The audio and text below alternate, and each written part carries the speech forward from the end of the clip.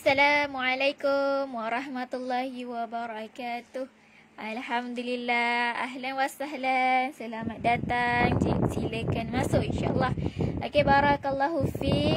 Dapat lagi kita bersama dalam slot bacaan hadis tengah hari ini insya-Allah.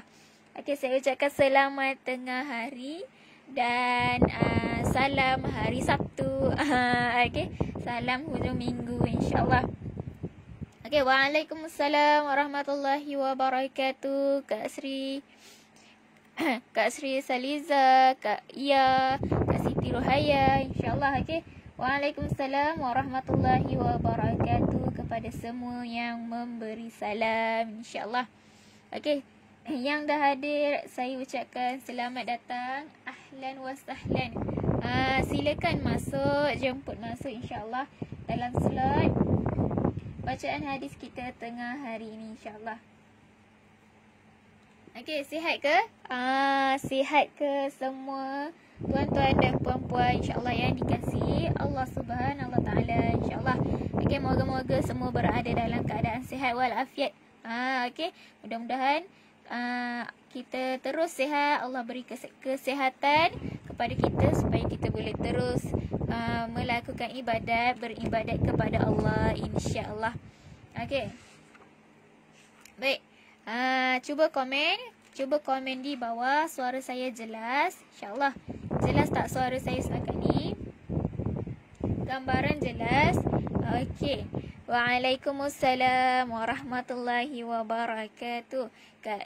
Kak Nurzila, Kak Nurisha, Kak Naimah. InsyaAllah. Kak Sri, ya ke? Kak Sri dapat 2 dos dah. InsyaAllah mudah-mudahan sihat ya. Okey, insyaAllah kalau jelas, terbaik. Terima kasih yang dah komen. Baik, dalam slot bacaan hadis kita hari ini, kita nak tengok satu kisah. Satu cerita pendek insyaAllah. Okey, kerja ilmiah Sayyidina Hasan radhiyallahu anhu ketika masih kecil. Kita nak tengok insyaAllah. Okey, waalaikumsalam warahmatullahi wabarakatuh kepada semua yang memberi salam. Okey, ahlan wa sahlan. Okey, ahlan wa sahlan, silakan masuk, jemput masuk. Alhamdulillah. Okey.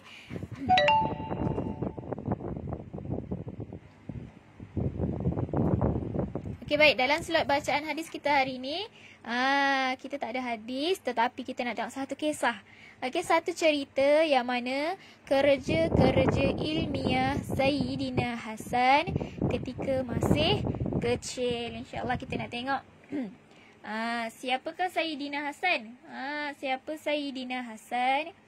Okey, Sayyidina Hasan ini ialah salah seorang cucu.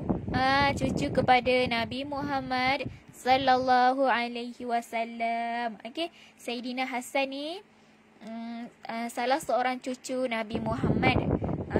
Okey, dan Sayyidina Hasan ini anak kepada Ali bin Abi Talib dan ibunya Fatimah. Okey, anak kepada Ali bin Abi Talib dan Fatimah insyaAllah. Okey. Waalaikumsalam warahmatullahi wabarakatuh. Kepada semua yang memberi salam, alhamdulillah, barakallahu fiik, selamat datang. Okey, dalam slot tengah hari ini bacaan hadis insya-Allah sama-sama kita nak tengok satu kisah hari ini yang mana kerja ilmiah Sayyidina Hasan waktu kecil dia buat kerja ilmiah.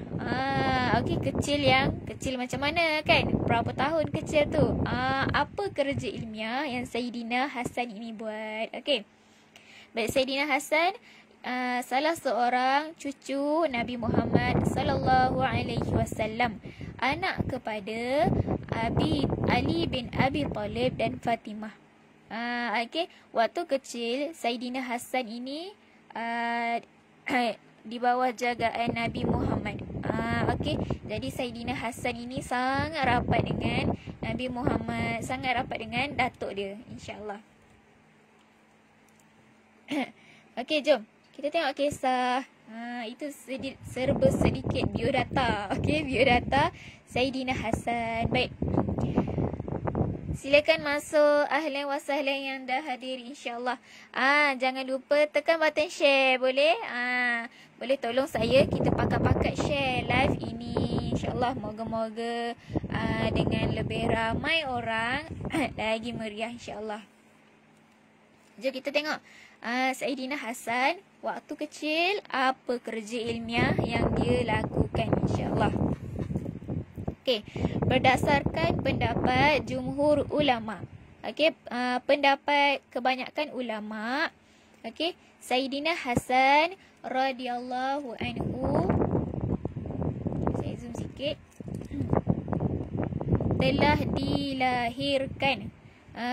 dilahirkan pada tahun 3 Hijrah. Okey, jadi Saidina Hasan ini lahir, kebanyakan pendapat beliau lahir pada tahun 3 Hijrah. Tahun ni berapa Hijrah? Okey, tahun ni 1442 Hijrah. Kalau tak silap saya 1442 Hijrah. Okey, jadi Saidina Hasan lahir pada tahun 3 Hijrah. Okey, daripada perkiraan itu umur beliau ketika Rasulullah sallallahu alaihi wasallam wafat ialah 7 tahun dan beberapa bulan. Okey. Waalaikumsalam warahmatullahi wabarakatuh. Kepada semua yang memberi salam, insya-Allah ahlan wa sahlan, silakan masuk bacaan slot hadis kita hari ini. Kisah okey, kita nak tengok satu kisah kerja ilmiah Saidina Hasan ketika masih kecil. Kita nak tengok kisah salah seorang cucu Nabi Muhammad sallallahu alaihi wasallam, apa kerja yang dia buat waktu kecil. Dah kecil-kecil tu dah bekerja insya-Allah. Jadi waktu Nabi Muhammad wafat, waktu Nabi Muhammad sallallahu alaihi wasallam wafat, ketika itu Saidina Hasan umur 7 tahun dan beberapa bulan. Okey, waktu itu Saidina Hasan ini 7 tahun. Jadi apakah yang boleh dilakukan oleh seseorang budak yang berumur 7 tahun? Kan kita jadi tanda tanya kan. Saidina Hasan waktu itu umur 7 tahun. Budak umur 7 tahun, waktu tu apa je boleh dibuat? Kan? Kalau ikut boleh pergi sekolah, belajar kan. Bersama dengan kawan. Tapi Saidina Hasan, apa kerja dia waktu 7 tahun dia buat? Jom kita tengok sama-sama insya-Allah. Okey, terbaik betul. InsyaAllah kita nak tengok, kita nak baca ini niat kerana Allah Ta'ala. Jadi, apakah lagi untuk membuat sesuatu yang cermelang dalam bidang ilmiah, kan? Waktu umur 7 tahun, apa je budak umur 7 tahun boleh buat? Lagi-lagi dia cermelang dalam bidang ilmiah. Okey, jom. Walau bagaimanapun, beliau tetap dapat meriwayatkan beberapa hadis. Okey, Saidina Hasan ini, cucu Nabi Muhammad ni, waktu dia kecil, dia dah meriwayatkan, dia dah keluarkan beberapa hadis. Subhanallah, hebat. Okey. Hadrat Abu Hurairah. Apa kata Hadrat Abu Hurairah ini? Okey, Abu Hurairah telah bertanya kepada Saidina Hasan. Okey, Hadrat Abu Hurairah tadi dia tanya dekat Saidina Hasan ni, dia tanya apa? Adakah kamu ingat apa-apa tentang Nabi Muhammad sallallahu alaihi wasallam? Okey, Hadrat Abu Hurairah ni dia tanya dekat Saidina Hasan, ingat tak apa-apa tentang Nabi? Ingat tak apa-apa tentang datuk kamu? Jom. Ingat tak Saidina Hasan ni? Dia ingat apa insyaAllah. Waalaikumsalam warahmatullahi wabarakatuh. Kepada semua yang memberi salam, insyaAllah silakan masuk. Ahlan wa sahlan. Dalam slot bacaan hadis hari ini. Okay? Kisah kita kerja-kerja ilmiah Saidina Hasan ketika masih kecil. Kan? Kita nak tengok cucu Nabi Saidina Hasan waktu kecil apa kerja dia buat. Okey, waktu kecil itu umurnya masih 7 tahun. Okey, terima kasih dah share. Terima kasih banyak-banyak insya-Allah. Okey. Saidina Hasan jawab apa? Dia kata, ya. Dia masih ingat dekat Nabi Muhammad. Kan dia rapat sangat dengan Nabi Muhammad, jadi mestilah dia ingat. Okey, kemudian dia cerita, pada suatu ketika saya berjalan-jalan bersama Nabi Muhammad sallallahu alaihi wasallam. Ada satu hari tu Saidina Hasan ni dia jalan-jalan dengan Nabi. Okey, di tepi jalan terdapat satu timbunan buah tamar. Tengah berjalan tu tiba-tiba jumpa ada satu longgok, satu longgok buah tamar zakat. Okey, buah tamar zakat. Buah itu dizakatkan. Okey, kemudian saya telah mengambil sebiji. Waktu itu Saidina Hasan dia ambil satu buah tamar tu. Okey, daripada tamar-tamar itu dia ambil satu, kemudian dia masukkan ke dalam mulut. Okey.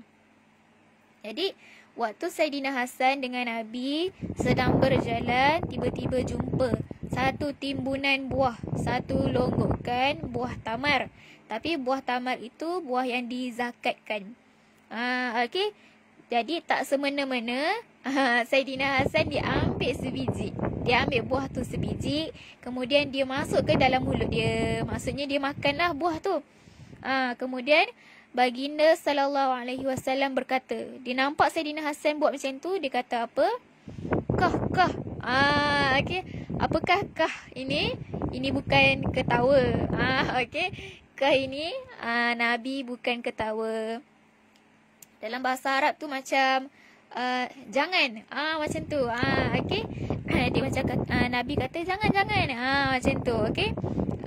Jadi lalu mengeluarkan tamar itu daripada mulut saya. Bila Nabi nampak je Saidina Hasan ambil buah tu makan, lepas tu Nabi pun kata jangan. Okey. Okey, Nabi larang. Nabi larang makan. Nabi tak bagi Saidina Hasan makan buah tu. Kemudian Saidina Hasan pun keluarkan balik buah tu daripada mulut dia. Okey. Dan bersabda, Nabi pun bersabda, waktu tu Nabi kata, kita tidak boleh makan harta zakat. Okey, kan buah tamar itu buah tamar yang dizakatkan. Jadi kita tak boleh makan harta zakat. Tak boleh makan macam tu je harta zakat tu. Okey. Waalaikumsalam warahmatullahi wabarakatuh. Yang baru hadir, ahlan wa sahlan. Selamat datang. InsyaAllah. Okey. Tak apa Kak Zimah. Muka surat 204. Muka surat 204. InsyaAllah. Okey, tajuk kerja-kerja ilmiah Saidina Hasan ketika kecil. InsyaAllah. Okey. Kita nak tengok cucu Nabi Saidina Hasan waktu kecil dia buat kerja apa. Waktu kecil itu umur dia 7 tahun. Kemudian bila Nabi kata kita tak boleh makan harta zakat. Kemudian saya juga telah belajar solat 5 waktu daripada Nabi Muhammad sallallahu alaihi wasallam. Jadi Saidina Hasan ni dia dapat belajar daripada datuk dia, daripada Nabi, bahawa harta zakat kita tak boleh makan.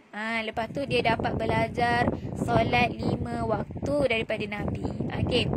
Kemudian Saidina Hasan radhiyallahu anhu berkata bahawa Rasulullah telah mengajarkan saya satu doa.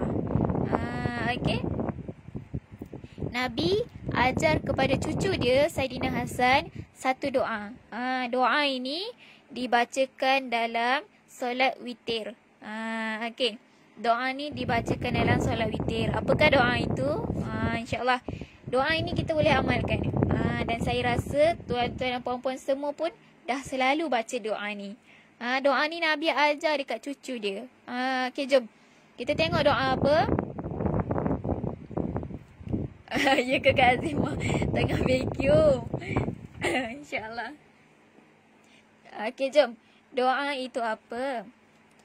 Allahumma hadini fi man hadait. Wa'afini fi man afait.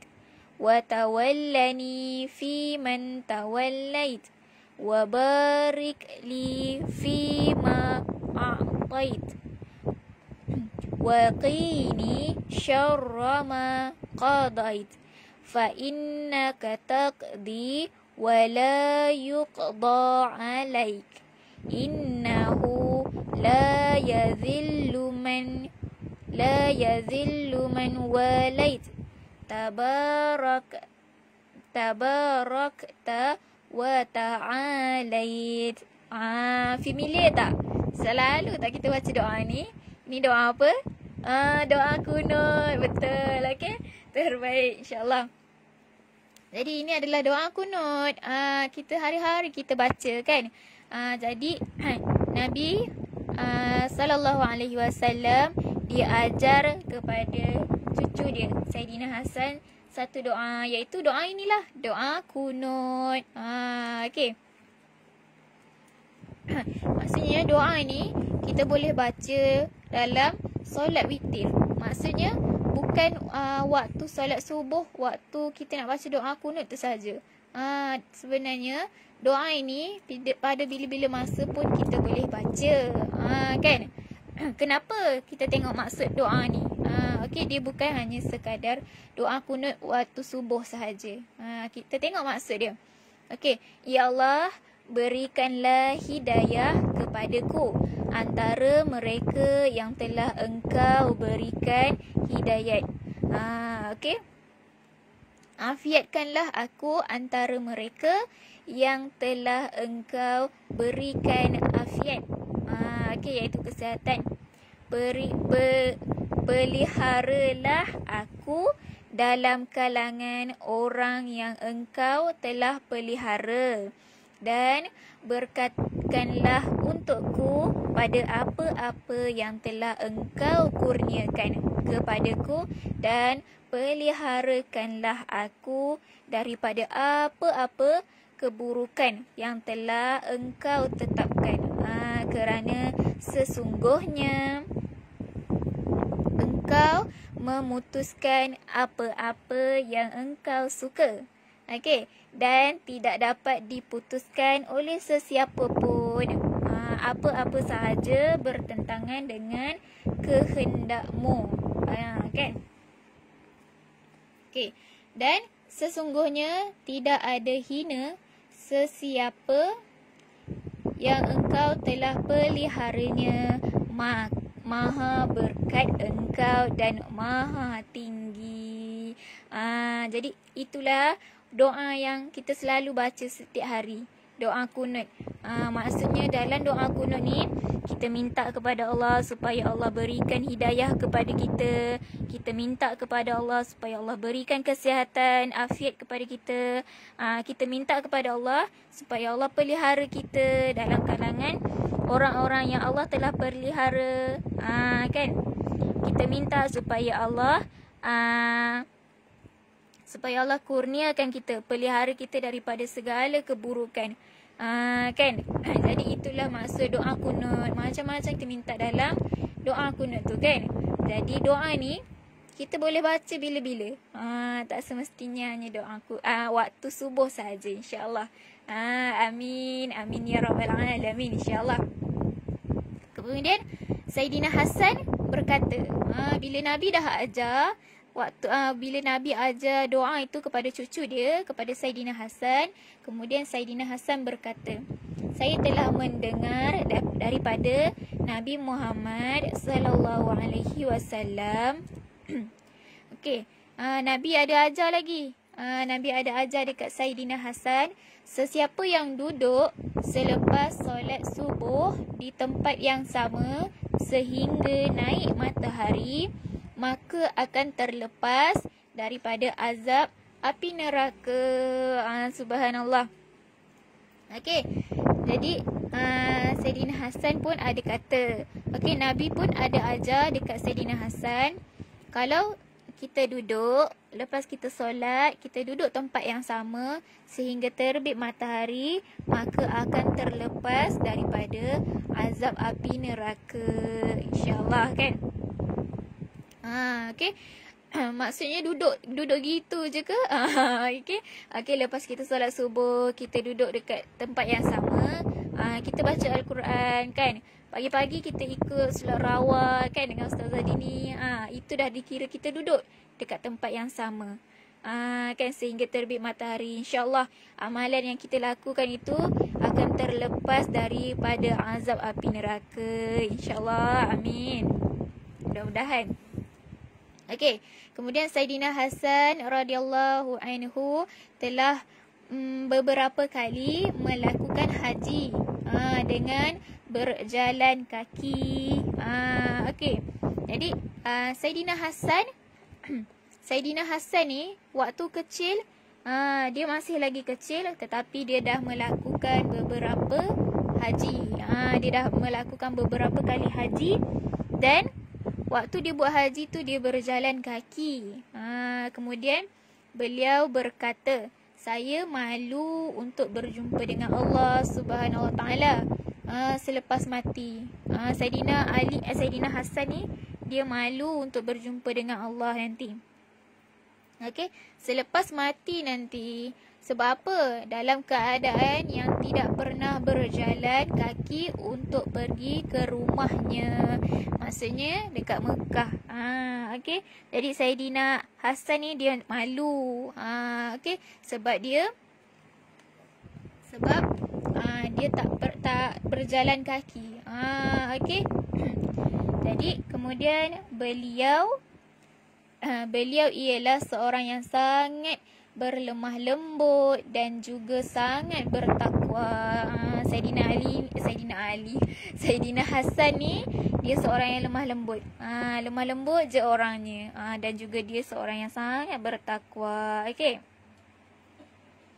Kemudian ada dalam beberapa kitab yang lain. Ada dalam beberapa hadis yang lain juga, beliau ada dalam kitab musnad, kitab lain jugalah.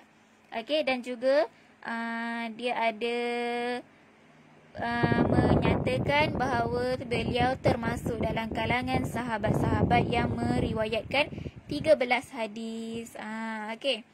Ada juga dalam kisah hadis yang lain yang mengatakan bahawa Saidina Hasan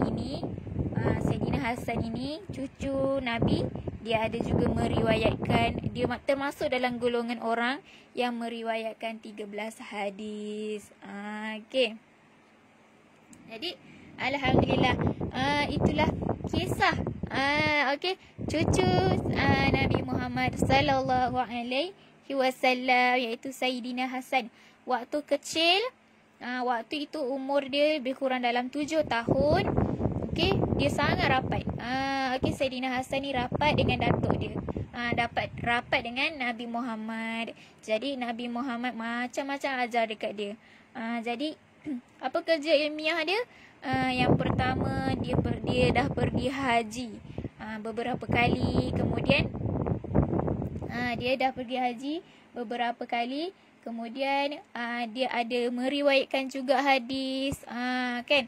Itu adalah kerja-kerja ilmiah yang Saidina Hasan buat waktu kecil. Okay? Nabi pun ada ajar dekat dia supaya kita tak boleh makan harta zakat. Okay? Harta zakat, sebab harta itu dah dizakatkan. Okay? Nabi juga ajar dekat dia satu doa, iaitu doa kunut. Okay? Doa yang selalu kita baca setiap hari. Kan? Doa ni Nabi ajar sendiri dekat cucu dia. Okay? Dan dalam doa ni kan, macam-macam kita minta dengan Allah, kan? Tanpa kita sedar. Okay? Alhamdulillah, insyaAllah.